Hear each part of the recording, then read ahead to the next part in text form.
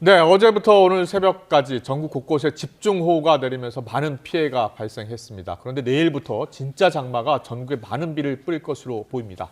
이번 장마 전선은 동서로 긴 띠 모양의 비구름을 형성해서 지역에 따라 물폭탄 수준의 큰 비가 내릴 걸로 보여서 대비가 필요합니다. 관련해서 김진도 YTN 기상재난 전문 기자와 좀 더 자세히 알아보겠습니다. 어서 오세요. 네, 안녕하세요. 어서 오십시오. 예. 어제 서울 일부 지역에 처음으로 이제 기상청의 극한호우가 발령됐잖아요. 네. 얼마나 어떻게 내린 겁니까? 극한호우라는 말은 재난 문자를 보내기 위한 조건이라고 보시면 됩니다. 예. 굉장히 강한 비를 내려서 피해가 우려되기 때문에 그 지역에 재난 문자를 보내는데 네. 그 정도의 비를 극한호우라고 이야기하는 서울 건데 전체에 내려진 건 아니죠. 그렇습니다. 일부 지역에만 내려졌죠. 그런데 그 내용이 조건이 있습니다. 예, 네. 시간당 50mm의 비가 내려야 됩니다. 아, 그리고 3시간에 90mm의 비가 내려야 됩니다. 두 개가 AND입니다. 그러니까 동시에 만족을 해야 됩니다. 예. 그러니까 30mm씩 3시간 내려서 90mm가 오더라도 내려지지 않습니다. 그 정도면 어느 수준으로 내리는 겁니까? 우선 30mm 이상의 비부터 호우라고 부르는데요. 30mm의 비가 내리면 와이퍼를 아무리 작동을 해도 시야를 확보할 수가 없습니다. 그렇게 많이 내리는 그렇습니다. 거군요. 50mm부터는 1시간 정도의 50mm가 와도 피해가 발생하기 쉽고요. 최대 100mm 정도의 비가 내린다면 도심도 금세 1시간 만에 침수가 되는 그런 정도의 수준의 비입니다. 이 네. 극한호우라는 표현이 자주 쓰이던 표현은 아니죠. 이번에 재난 문자를 도입을 하고 또 수도권에 시범 운영을 하면서 등장한 용어입니다. 네. 그러니까 기후 변화 또 기후 위기라고 하죠. 지구 온난화가 가속화되면서 굉장히 내리는 시간당 내리는 비의 양이 굉장히 늘어났거든요. 네. 대부분이 30mm 정도는 굉장히 강한 비였다가 50mm 예보가 나오고 최근에는 80mm 예보까지 나옵니다. 그렇군요. 그럼 시간당 예. 100mm 가까운 비가 내리는 것도 가능해졌다는 이야기죠. 네. 그러니까 극한호우가 최근에 잦아지고 있다 이런 용어들을 많이 쓰고는 예, 있었는데 예.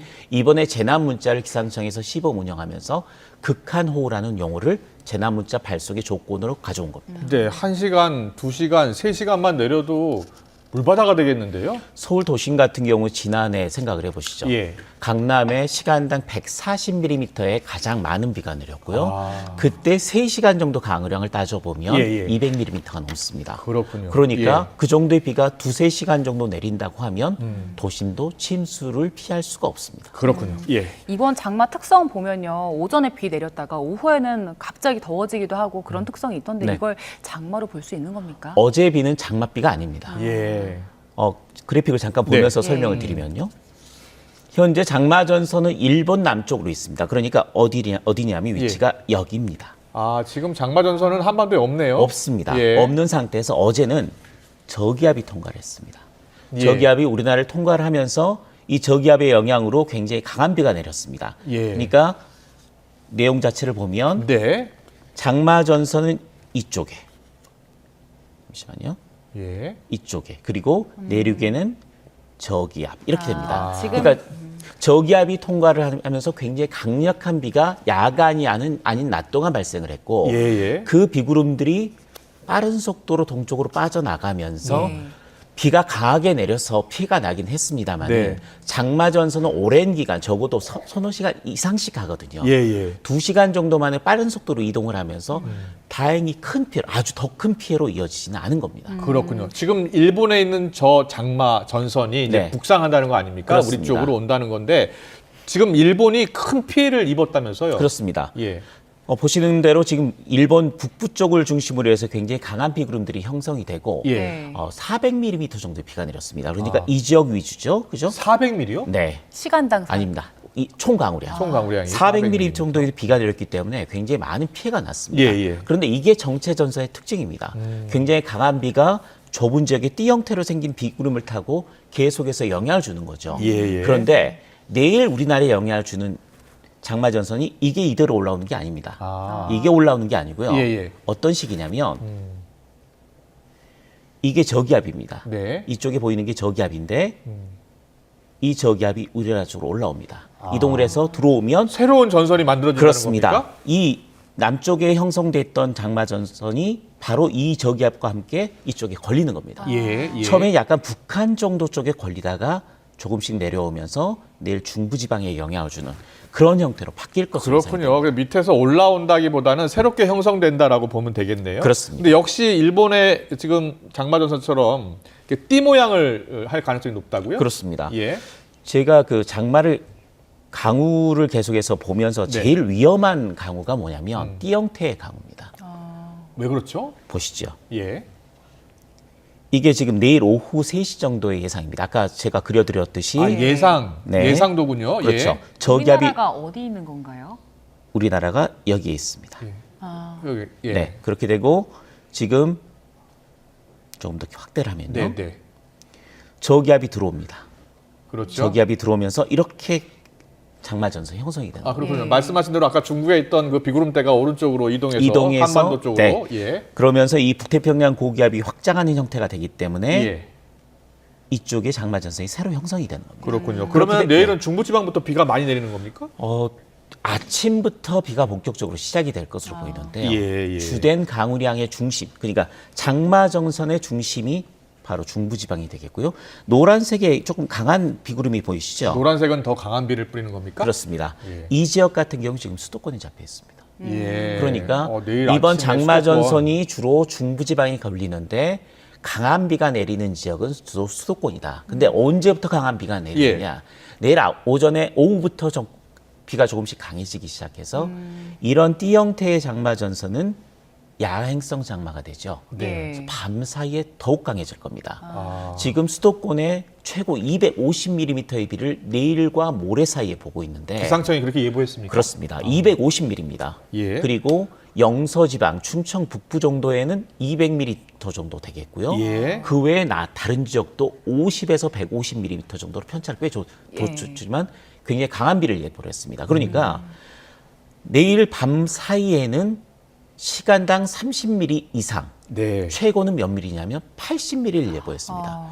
기상청이 이번 올해 장마 들어서 네. 대부분 굉장히 강한 비를 예보했을 땐 30에서 60mm였습니다. 예, 네. 예. 그런데 이번엔 30에서 80mm를 예보했습니다. 극한 호우가 또 발령될 수 있겠네요. 그렇죠. 이유는 다 이런 띠 형태의 예. 장마전선이죠.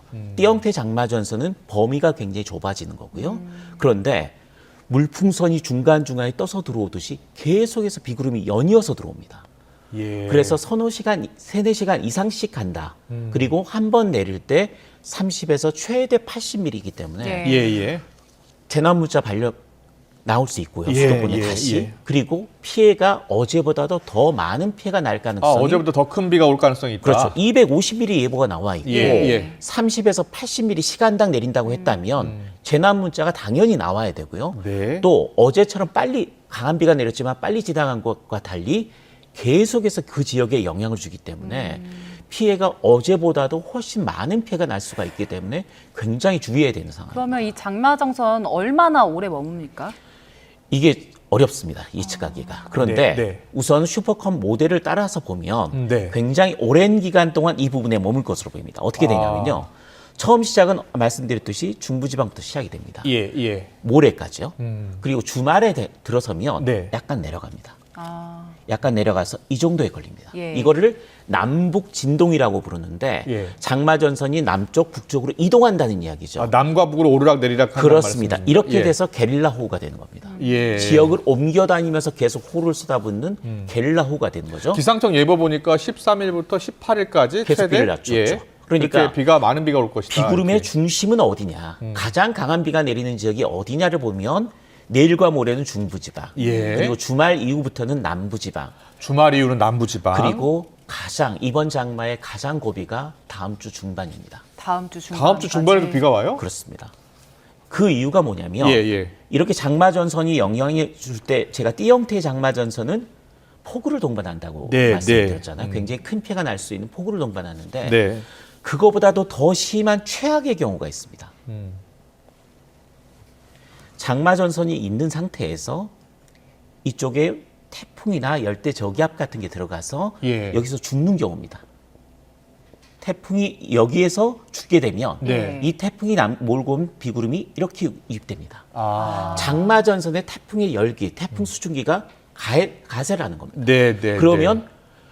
비가 30에서 80mm가 아니라 시간당 100mm 예보가 가능해지는 폭우가 지금 생겨집니다. 아래쪽에 태풍이 형성된 게 있나요? 아직은 형성이 되지는 않았는데 슈퍼컴퓨터가 예측한 모델 중에서 두 가지 모델이 우리 기상청에서 예보를 할 때 참고하는 두 가지 모델 중에 모두 이런 강한 저기압이 중국 내륙으로 들어가서 소멸한 뒤에 수증기가 장마 전선으로 유입되는 이런 현상을 지금 예측을 하고 있거든요. 네, 네. 이렇게 되면 이번 장마 기간 중에 가장 심한 비가 내리는데 역시 또 주 무대가 중부지방입니다. 네.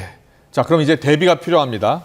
뭐 반지하 주택을 비롯해서 도심도 대비를 해야 될 것 같고 특히 산사태가 날 가능성이 더 커진 거 그렇습니다. 아닙니까? 어떤 대비가 필요하겠습니까? 우선 오늘이 골든타임이죠. 네. 장마가 본격적으로 시작되기 전에 날씨가 반짝 맑았습니다. 오늘 같은 경우에 가장 중요한 게 도심에서는 배수로 정비해야 됩니다. 배수 정비해야죠. 그렇죠. 예. 그리고 상습 침수 구역이 있습니다. 지난번 강남처럼요. 예. 네. 상습 침수 구역에서는 모래주머니를 준비를 해서 물이 지하 공간으로 유입되는 걸 막아줘야 되겠고요. 네. 또 차수막도 설치를 해서 예. 역시 지하 공간으로 물이 차는 걸 막아주는 그런 노력들이 필요하고요. 예. 산사태가 굉장히 위험합니다. 축대 붕괴도 위험합니다. 왜냐하면 예, 예. 그동안 장마 기간 동안에 비가 굉장히 많이 왔거든요. 남부지방은 400mm 정도, 그리고 중부지방도 300mm 정도 비가 내렸습니다.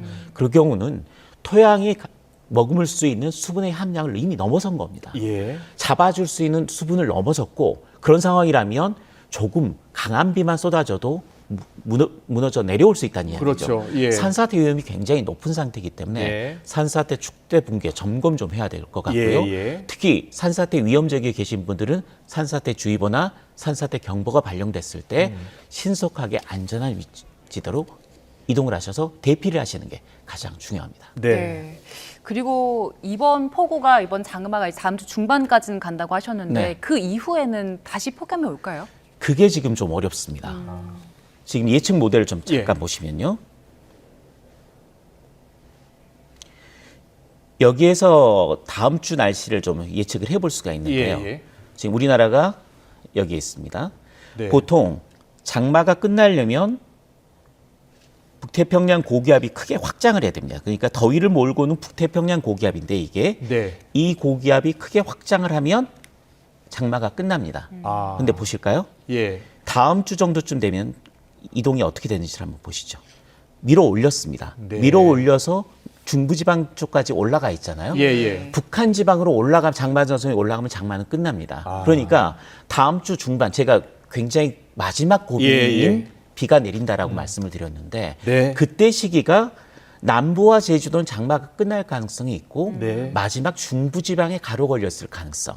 근데 그 이후에 확 밀어 올리면 장마가 끝났는데 네. 이 고기압 중심 자체가 약간 서쪽으로 이동하는 형태로 지금 작동을 해서 이게 장마가 끝날 건지 남부와 제주도는 끝날 것 같은데 중부는 조금 올라가면 무더위였다가 장마전선 내려오면 중부지방에 걸리면서 굉장히 많은 비가 내리 이런 패턴이 반복될 가능성이 높아 보여서 네. 아직 장마가 중부지방 전체적으로 끝났다라는 말씀을 드리기는 약간 시기상조입니다. 알겠습니다.